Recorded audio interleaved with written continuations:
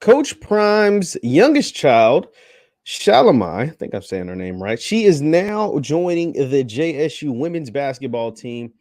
And does this finally put a stop to the Coach Prime is leaving JSU tomorrow steam mill a little bit? Well, we're going to talk about it right after the bumper. Stay tuned.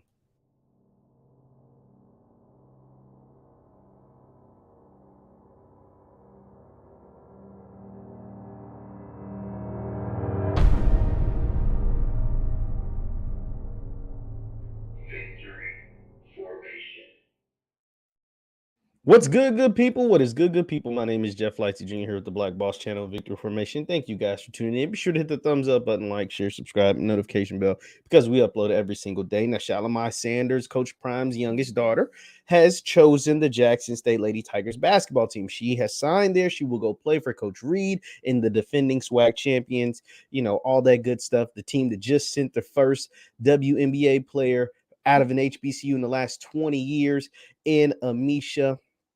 It's a big deal for the Lady Tigers basketball team. It's a big deal for Shelomi Sanders. It's a big deal for Coach Prime. And it to me, does it kind of stop the Coach Prime is leaving for the next available opportunity rumors for a little bit? Because now you have not one, not two, but three student athletes on campus and a fourth child who actually does all the JSU football social media in the Sanders family. It's a family affair at Jackson State for Coach Deion Sanders with his two sons on the team, Shiloh and Shador, his oldest son, Deion Jr., running all the social media, and now Shelomi, his daughter, coming in to play for the women's basketball team. I think that it slows down the rumors. I don't think it stops them completely, simply because Coach Prime is such a big figure, since he is such a big deal, since he, a lot of people gravitate towards him. They gravitate towards videos that have his name in it. They gravitate towards his football program. They gravitate towards his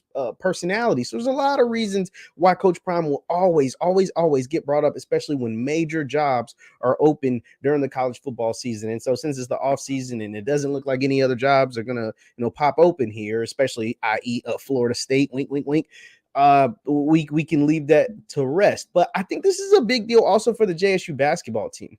One, not just because her last name is Sanders and Shelomi, not just because she's a good basketball player, but I think that level of notoriety coming off sending your first HBCU player to the WNBA as far as a draft pick in the last 20 years continues to help grow and build the brand of Jackson State women's basketball program and of Coach Tomekia Reed. Now, like I said, Shelomi is Coach Prime's daughter, but she is a personality in her own. She is someone who has a huge following on social media. I think her signing pictures to Jackson State garnered over 14,000 likes on Instagram. It's a big deal. That is a big deal. When you bring in a personality, someone of that kind of notoriety, someone who has those connections to the football team, that only elevates your program. Now, people who may not have been tuned in to Jackson State women's basketball, if you living under a rock, maybe those who weren't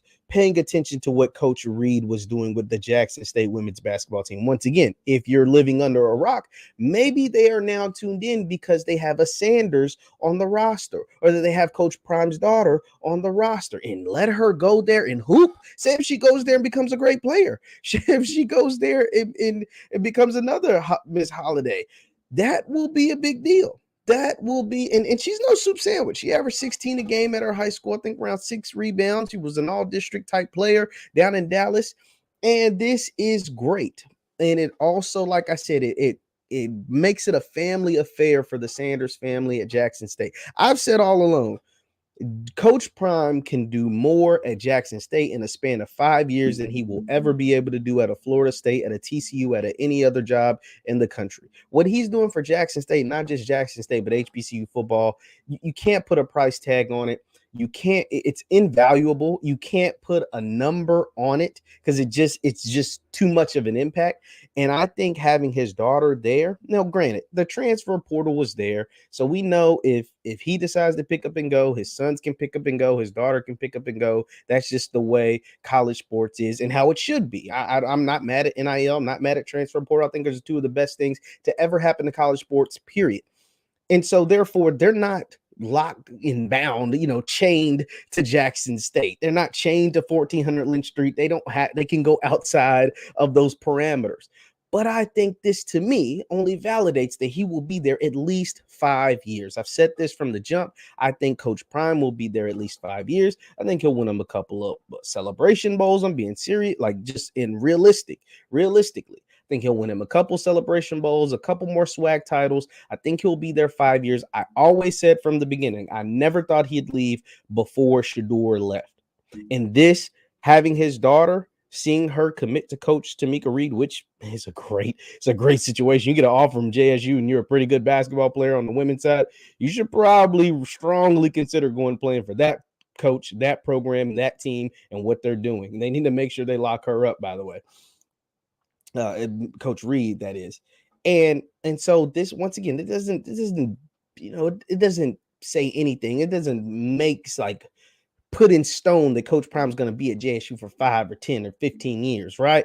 But I think it adds a little sweetener. I think hiring his son or bringing his son on to run all the social medias is a little sweetener. I think it kind of, seeing what they're doing with the locker rooms and what they're doing with the football fields and all the improvements that they've already made and all the plans that they still continue to have only adds to the fact that I think he will be there for the long run. That's just me.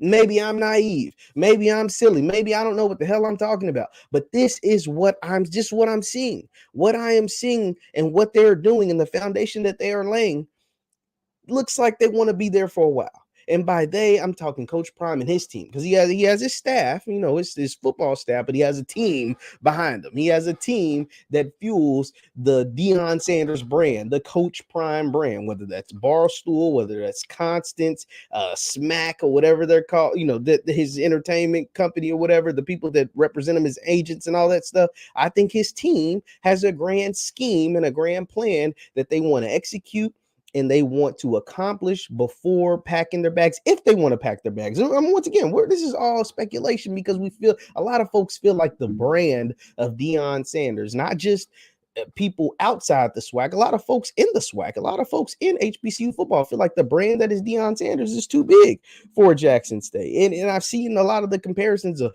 pre-Deion, post-Deion, as far as Jackson State, their social media numbers and everything that they're doing.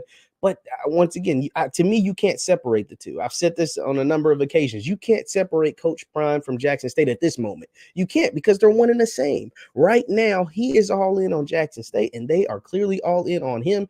And he is all in, and he continues to show that by sending his children to go there, to bringing his children in to help on the staff, by bringing his children in on the football team, by bringing, seeing his daughter come in on the basketball team. He is all in on Jackson State, and I love it.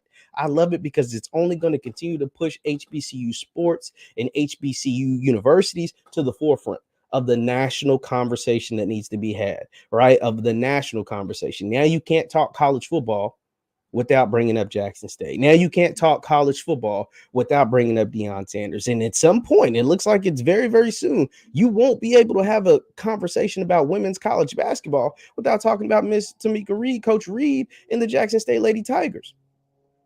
The dominance that they've shown at the SWAC level, the competitiveness they showed at the NCAA level at March Madness against LSU, a game that I felt like they very well should have won. But it's happening right in front of your face, and all we can all do is love it, enjoy it, and root for it.